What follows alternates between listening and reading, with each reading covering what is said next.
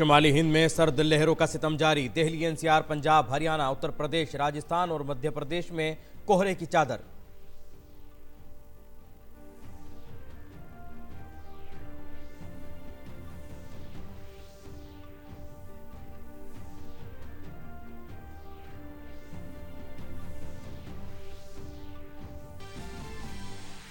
मुल्क भर में शहरियत तरमीमी कानून की हिमायत में रैलियां और प्रोग्राम जारी। देहरादून, पटना और कोलकाता समेत मुल्क के दीगर हिस्सों में बीजेपी ने मुनक्किद किए प्रोग्राम।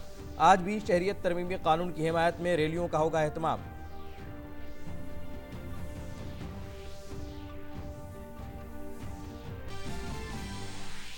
मरकजी वजीर बराए माहौलियात और जंगलात प्रकाश जावड़ेकर आज जारी करेंगे India state of forest report. Report में मुल्क में रियासतगीर और जिले की सतह पर जंगलात के इलाकों की होगी तफसील।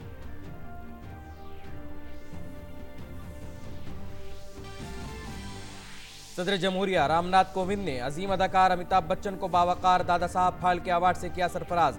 दादा साहब फाल्के अवार्ड हिंदुस्तानी सिनेमा का है आला तरीन एजाज।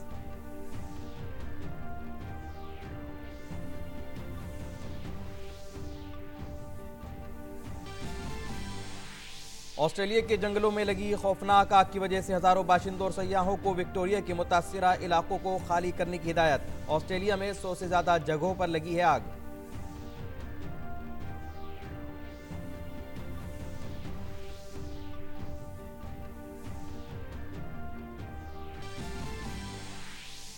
और शतरंज में भारत की नौजवान खातून ग्रैंड मास्टर कोनेरो हम्पी ने वर्ल्ड रैपिड चैंपियनशिप का जीता खिताब। हम्पी ने चीन की लई तेंजी को शिकस्त देकर अपने नाम की यह हुसूलियाबी।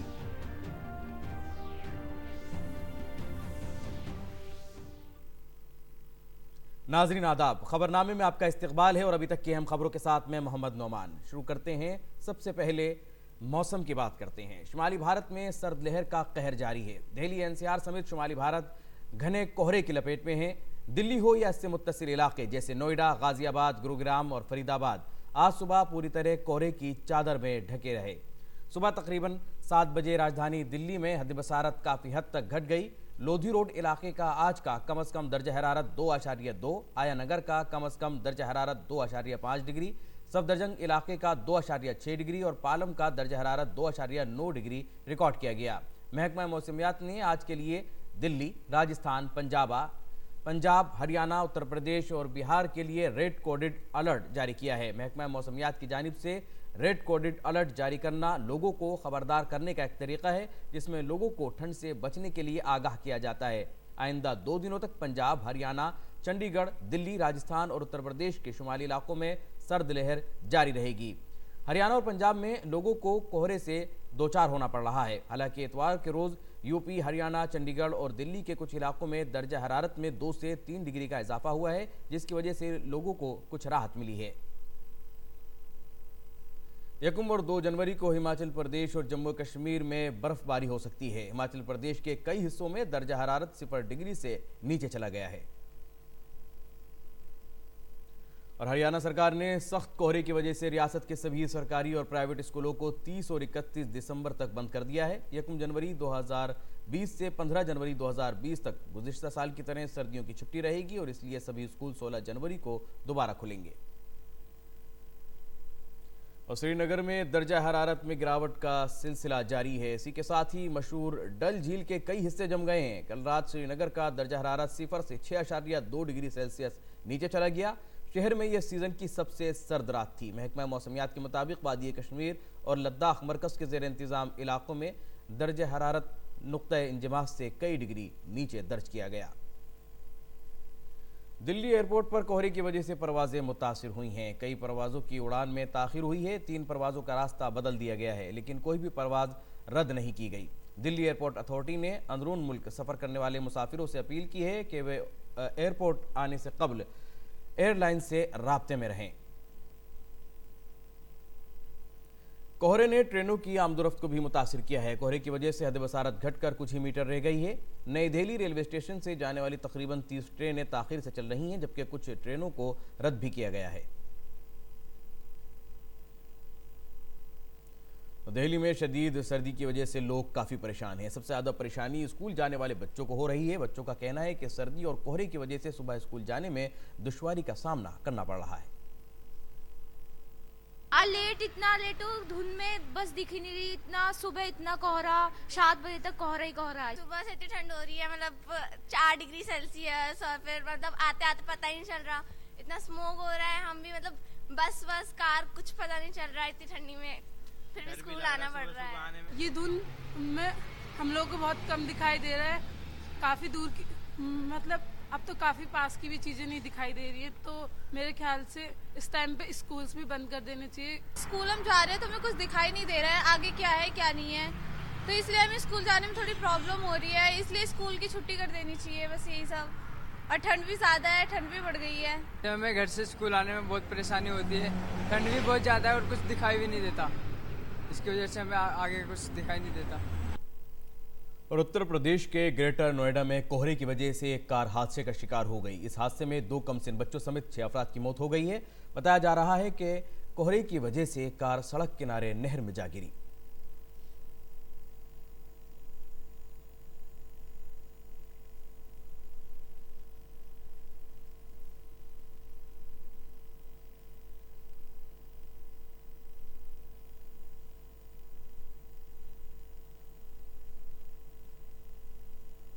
कोहरे की वजह से एक कार जो थी वो नहर में जा गिरी।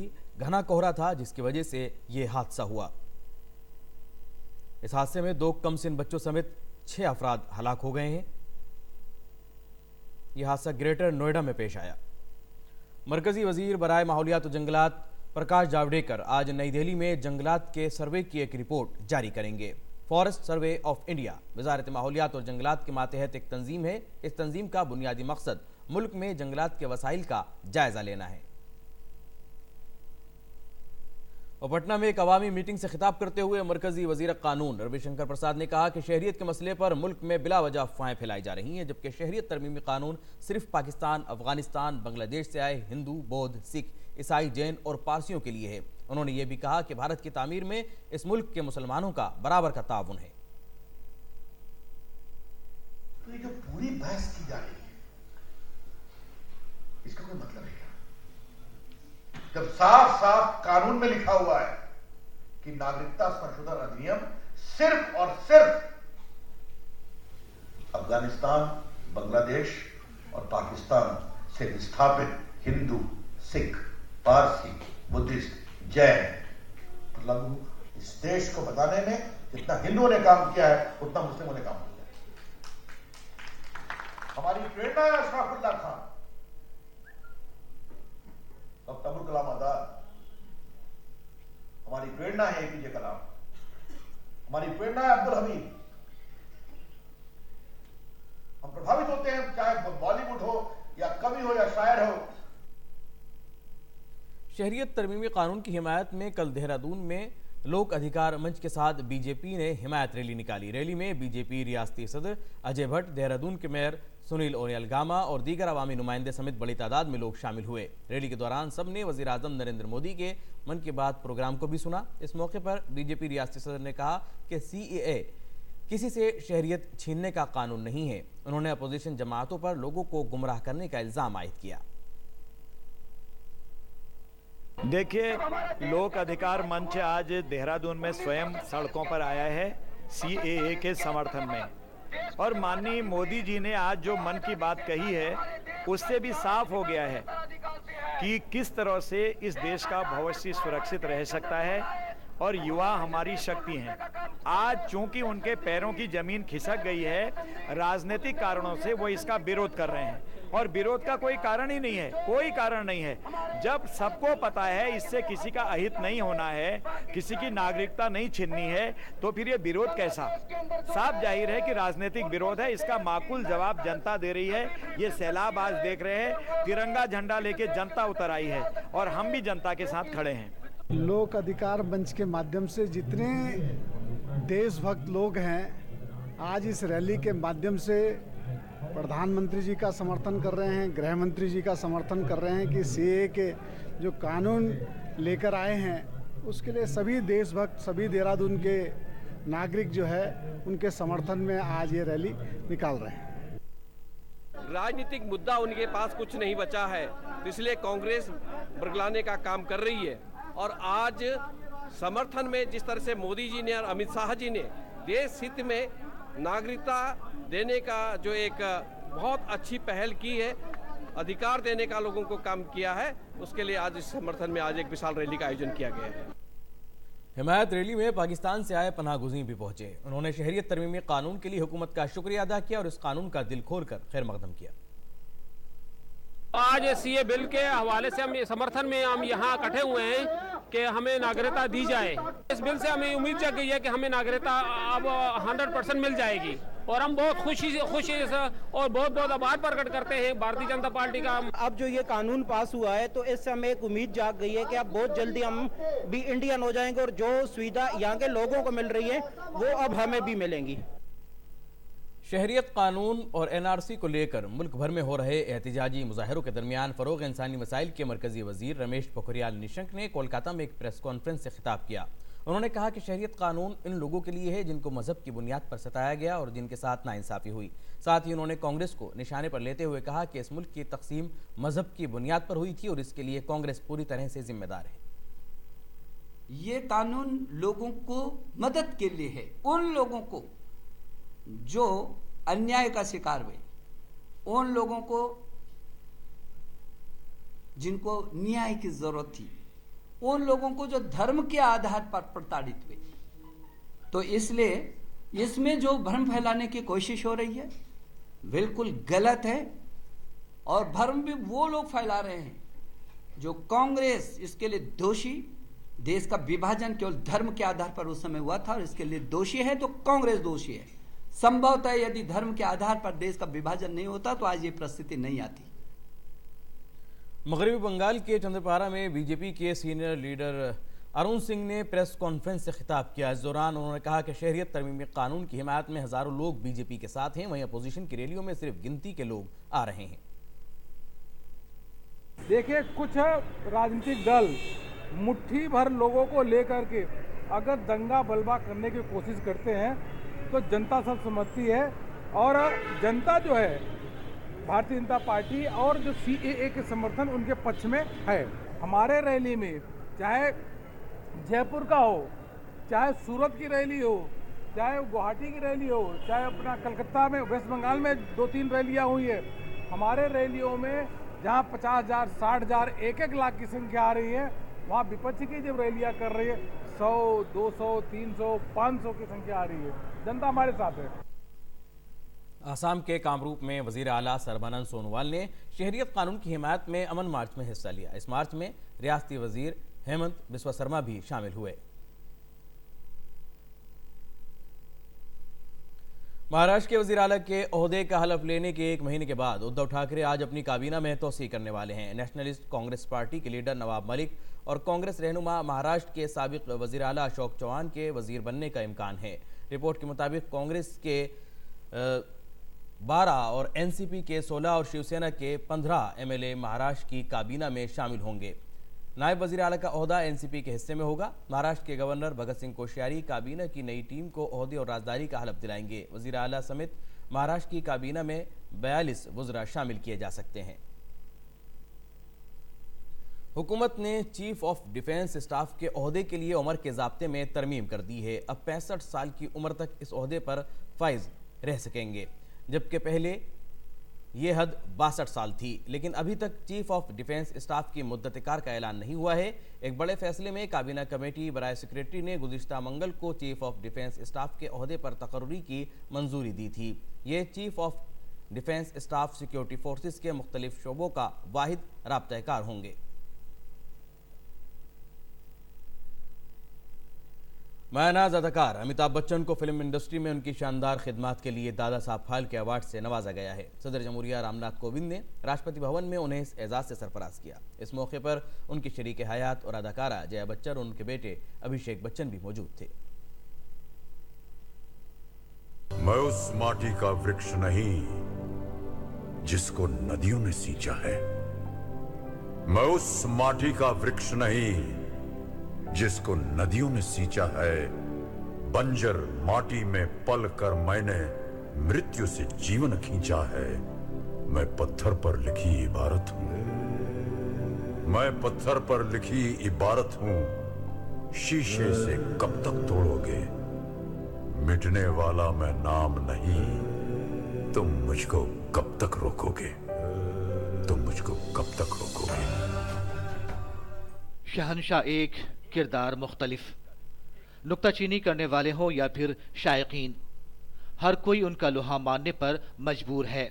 सदी के अजीम अदाकार की कहानी और सिनेमा में उनका सफर भी बेमिसाल रहा है। हिंदी सिनेमा के सबसे बड़े सुपरस्टार और बिग बी के नाम से मशहूर फिल्म अदाकार और अजीम फनकार अमिताभ बच्चन को दादा साहब फाल्के अवार्ड से सरफराज किया गया। ये एजाज अमिताभ को उनके बेमिसाल और बेनजीर ताउन के लिए दिया गया। यह अवार्ड अमिताभ बच्चन को राष्ट्रपति भवन में मुनक़िद एक शानदार तकरीब में सदर जमहूरिया रामनाथ कोविंद ने दिया। अमिताभ के अवार्ड लेते ही सारा ऑडिटोरियम तालियों की गड़गड़ाहट से गूंज उठा। वाज़ेह है कि दादा साहब फाल्के अवार्ड हुकूमत हिंद की जानिब से दिया जाने वाला भारतीय सिनेमा का आला तरीन एजाज है। मैं भारत सरकार, सूचना प्रसारण मंत्रालय और राष्ट्रीय पुरस्कार के जितने भी जूरी के सदस्य हैं, उनको मैं अपनी ओर से अत्यंत अपना आभार प्रकट करना चाहता हूं कि आज उन्होंने मुझे इस योग्य समझा कि मैं दादा साहब फाल्के पुरस्कार से सम्मानित किया जाऊं। माता पिता का आशीर्वाद रहा है, फिल्म उद्योग के सभी निर्माता, निर्देशक और जितने सह कलाकार, उनका साथ रहा है, लेकिन सबसे ज़्यादा भारत की जनता का स्नेह और निष्ठापूर्ण प्रोत्साहन रहा है, जिसकी वजह से आज मैं आपके सामने खड़ा हूँ। इस पुरस्कार को मैं बहुत ही विनम्रता से स्वीकार करता हूँ, अपना आभार प्रकट करता हूँ और नमस्कार करता हूँ। अमिताभ बच्चन ने इस एजाज से नवाजे जाने पर हुकूमत हिंद का शुक्रिया अदा किया।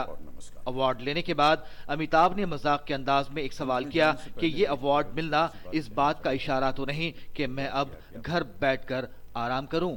जब इस पुरस्कार की घोषणा हुई तो मेरे मन में एक संदेह उठा और दृष्टता के लिए क्षमा प्रार्थी हूँ कि क्या कहीं ये संकेत है मेरे लिए कि भाई साहब अब आपने बहुत काम कर लिया, अब घर बैठ के आराम कीजिए।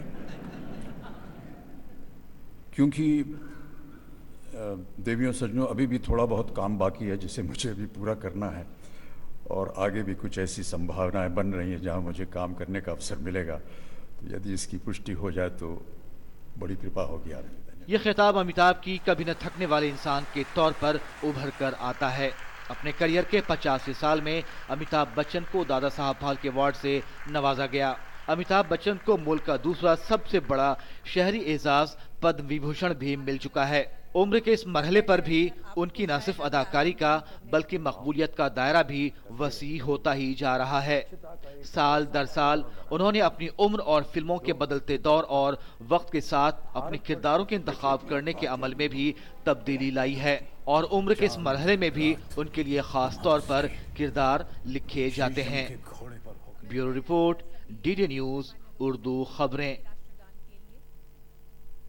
और अब बात मन की बात की। वज़ीर आज़म नरेंद्र मोदी ने कल मन की बात प्रोग्राम के 60वें और साल के आखिरी अपने एपिसोड में आवाम से खिताब किया। वज़ीर आज़म ने कहा कि भारत के लिए अगली दहाई सिर्फ नौजवानों की तरक्की के लिए नहीं होगी, बल्कि नौजवानों की सलाहियतों से तहरीक लेने वाले मुल्क की तरक्की की होगी। वज़ीर आज़म नरेंद्र मोदी ने साल के अपने आखिरी मन की बात प्रोग्राम में मकामी मसनूआत खरीदने के मौजू पर आवाम के साथ अपने ख्यालात मुश्तरक किए। वज़ीर आज़म ने अहले वतन से मकामी मसनूआत को खरीदने की अपील की। जम्मू कश्मीर और लेह लद्दाख में लोगों के रोज़गार को तहरीक देने वाले और ख़ुद मुख्तार बनाने वाले हिमायत प्रोग्राम का भी मन की बात में वज़ीर आज़म ने जिक्र किया। वज़ीर आज़म नरेंद्र मोदी ने मन की बात के 60वें एडिशन में यूपी के फूलपुर की ख़वातीन का जिक्र करते हुए बताया कि किस तरह खुद इमदादी ग्रुप के ज़रिए ये ख़वातीन न सिर्फ खुद बाइख्तियार बन रही हैं, बल्कि मकामी मसनूआत को फ़रोग़ देकर इलाके की तरक्की में भी हिस्सेदार बन रही हैं।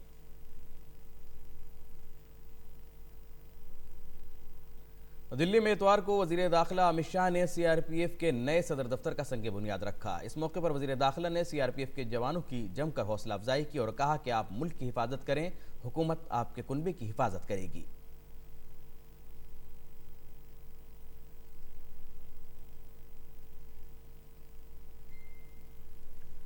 और ऑस्ट्रेलिया के जुनूब मशरिक के हज़ारों बाशिंदों और सयाहों को विक्टोरिया के ज़ेर असर इलाकों को खाली करने के लिए कहा गया है। ऑस्ट्रेलिया के जंगलों में गुज़िश्ता 2 माह से आग लगी है, जिससे हालात बेकाबू हो गए हैं। मेलबोर्न में दर्ज हरारत 40 डिग्री सेल्सियस होने पर अफसरान ने 30,000 सयाहों से मशरिकी जेपलैंड छोड़ने की अपील की है। ये बेल्जियम का तकरीबन निस्फ हिस्सा है। रियासत के 9 ज़िलों में से 7 आग के खतरे के जद में हैं।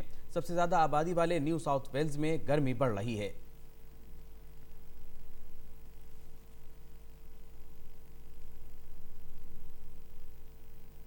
और इराक़ में सैकड़ों मुजाहिरीन वज़ीर आज़म के ओहदे के लिए ईरान के हिमायत याफ्ता नामजद उम्मीदवार की नामजदगी के खिलाफ एहतजाज के लिए बगदाद और नजफ़ की सड़कों पर निकल आए हैं। मुजाहिरीन ने मईशत और खिदमात की बेहतरी और सियासी निज़ाम में इस्लाह का मुतालबा किया है।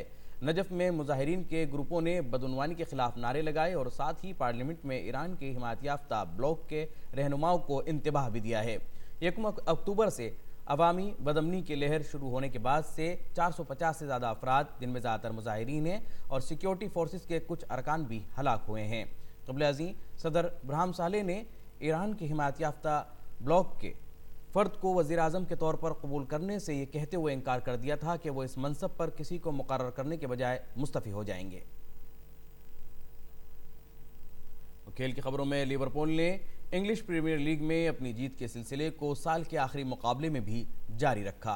इतवार को खेले गए मुकाबले में लिवरपूल ने वुलवरहैम्पटन वांडरर्स को 1-0 से मात देने में कामयाबी हासिल की। इस जीत के साथ लिवरपूल लीग में 55 पॉइंट्स के साथ सरफहरिस्त है। दूसरे मुकाम पर मौजूद लेस्टर सिटी से लिवरपूल ने 13 पॉइंट्स की सबकत हासिल कर ली है।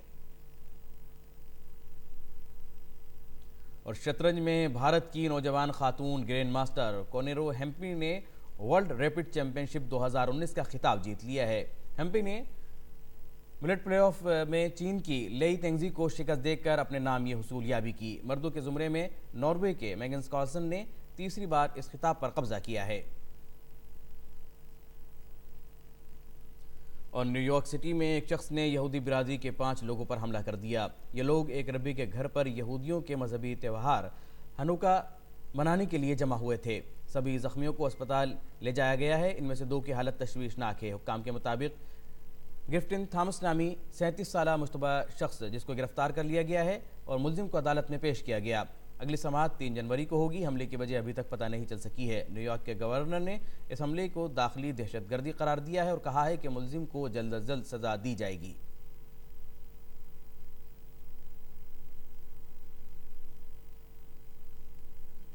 और खबरनामे में अब पेश है दिल्ली से शाया उर्दू अखबारात का एक मुख्तसर जायजा।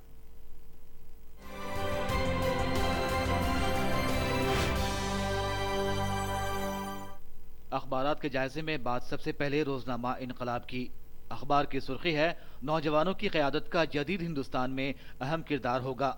मन की बात प्रोग्राम में वज़ीर-ए-आज़म नरेंद्र मोदी ने कहा नौजवानों को मुल्क को नई ऊंचाई पर ले जाना है। इसकी दूसरी सुर्खी है वज़ीर दाखिला अमित शाह ने कहा जवान सरहद की हिफाजत करें, हुकूमत उनकी फैमिली का रखेगी ख्याल। इसी सफ़े की अगली खबर है मुल्क की मुख्तलिफ रियासतों में सर्द लहर जारी। महकमे मौसमियात ने कहा 1 और 2 जनवरी को जालाबारी के सबब नए साल के जश्न में पड़ सकता है खलल। आलमी सफ़े की खबर है यूरोपीय मुल्क लग्जमबर्ग ने बस और ट्रेन का सफर मुफ्त कर दिया, शहरियों को नए साल के तोहफे के तौर पर सहूलत। इसकी दूसरी खबर है यमन में फौजी परेड के दौरान धमाका, 9 अफराद हलाक। खेल के सफ़े की खबर है मॉस्को में चल रही खवातीन आलमी रैपिड शतरंज चैंपियनशिप में ग्रैंड मास्टर कोनेरो हम्पी खवातीन वर्ल्ड रैपिड चैंपियन बनी। अब एक नजर रोजनामा राष्ट्रीय सहारा पर। इसकी अहम सुर्खी है नायब सदर जमहूरिया एम वेंकैया नायडू ने कहा CAA, NRC और NPR पर तामीरी मुबाहिसे की है जरूरत। बात रोजनामा हिंदुस्तान एक्सप्रेस की करें तो इसकी शह सुर्खी है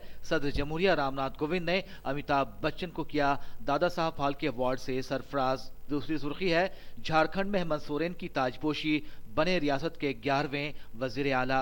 आखिर में नजर रोजनामा सहाफत पर।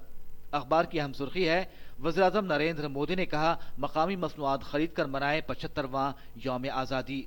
महात्मा गांधी ने इस एहसास को एक ऐसे चिराग के तौर पर देखा जो लाखों की जिंदगी को रोशन करता हो। दूसरी खबर है श्रीनगर में -6.2 डिग्री के साथ रवा मौसम की सर्द तरीन रात। साल नौ के आगाज में बर्फबारी की पेशन गोई। अखबार से आज बस इतना ही।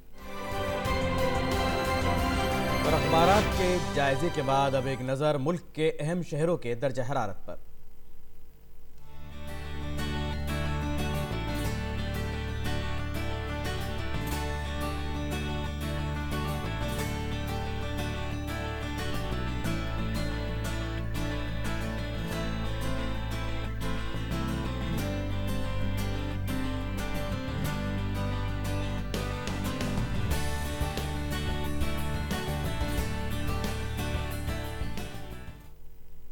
नाज़रीन, इसी के साथ खबरनामा यही मुकम्मल होता है। इजाज़त दीजिए, आदाब।